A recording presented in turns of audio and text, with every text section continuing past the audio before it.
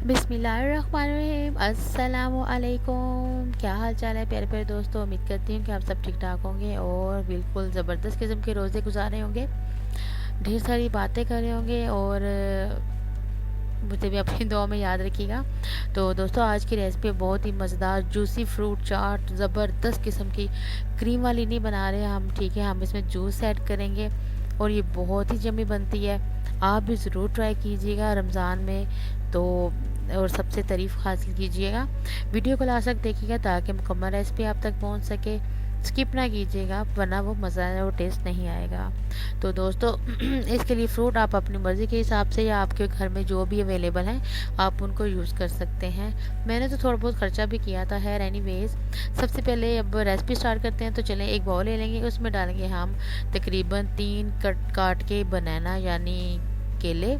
Market में वैसे 150 रुपये किलो दर्जन मिल रहे हैं, सॉरी किलो में नहीं दर्जन में मिलते हैं। और 3 केले ले लिए मैंने, ठीक है। अब मैं इसमें शामिल करूँगी स्ट्रॉबेरीज। ये भी 150 रुपये किलो मिल रही है। बहुत आवाज़ें आ रही होती हैं बाहर में कि 150 रुपये किलो, 150 रुपये किलो। तो आप लें, फ्रीज भी कर सकते हैं। अब मैं इसमें 1 कप भर के डाल रही हूँ कटा हुआ सेब।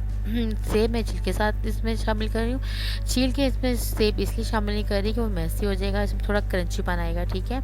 अब हम इसमें डालेंगे अमरूद। तकरीबन 1 पाव अमरूद है। मैं इसके अंदर जो बीज सख्त थे वो मैंने काट के निकाल दिए और जो सॉफ्ट सॉफ्ट किस्म का था अमरूद वो मैंने इसमें शामिल कर लिया।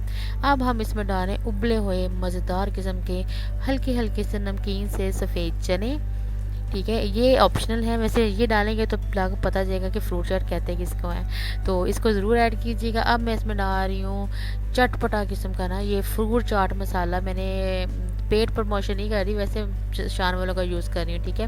देखिए मैं 1 टेबल स्पून की बस इसमें यही शामिल करें। इसमें कोई चीनी हम नहीं शामिल करेंगे, कोई कुछ नहीं शामिल करेंगे, बस ये चाट मसाला। सिंपल सी रेसिपी रमज़ान में, ठीक है। और ये थोड़ा सा तीखापन करने के लिए ये 1.5 टीस्पून यानी कि 1/8 यानी बहुत ही थोड़ा चुटकी जितना ना लाल मिर्च का पाउडर डाली, थोड़ा सा समझा करने में मज़ा आता है, स्पाइसी स्पाइसी हो तो इनको अच्छे से अब मिक्स कर लेंगे। सब मसालों को मिक्स करेंगे क्योंकि जो हमने चाट मसाला डाला है और जो हमने इसमें थोड़ी सी लाल मिर्च का पाउडर डाला है वो हम इसमें इसलिए मिक्स करें ताकि ये ना हो चम्मच खाते हुए एक तरफ मिर्च ज़्यादा हो और एक तरफ से कम हो तो पता चले क्या बन गया यार, ठीक है। इसलिए मिक्स करें ताकि इक्वल सा टेस्ट आए, ठीक है।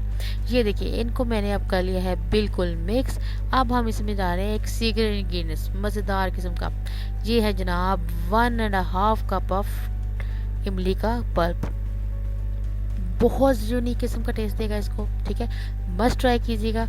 अब हम इसमें थोड़ा सा महंगा वाला जूस डाल रहे हैं इसमें, ठीक है।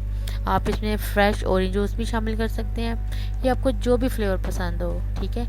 लेकिन मैं इसमें जो पैक वाला जूस मिलता है बाज़ार से, ठीक है, उसका मैंगो फ्लेवर यूज़ कर रही हूँ क्योंकि ऑरेंज जो है वो थोड़ा सा जो कड़वा सा होता है इसमें शुगर ऐड नहीं हुई होती। तो हमारे घर में बच्चों ने भी इसको खाना था, सो दैट से मैंने इसमें मैंगो जूस ऐड किया है। इसको ऐड करें। क्या बात है यार, इतनी अच्छी अच्छी खुशबुएं आ रही थी और रोज़ा भी रखा हुआ था, समझ नहीं आ रही थी कि क्या करूँ। सही बात है। फिर इसको मैंने मिक्स कर लिया अल्लाह अल्लाह करते हुए कि या अल्लाह इज़्ज़त रख लेना, बना लिया पता नहीं क्या बनता है लेकिन है। एनीवेज शुक्र अल्हम्दुलिल्लाह, अल्हम्दुलिल्लाह बहुत यम्मी बनी थी, सबको बहुत पसंद आई थी। ये तो हो गया हमारा आधा वाला प्रोसेस, ठीक है।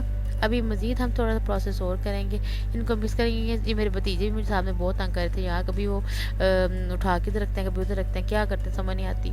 चलिए मिक्सिंग के लिए मैंने बॉल अलग से यूज़ किया था, सर्विंग के लिए अलग से। देखिए जूस आ रहा है ज़बरदस्त किस्म का।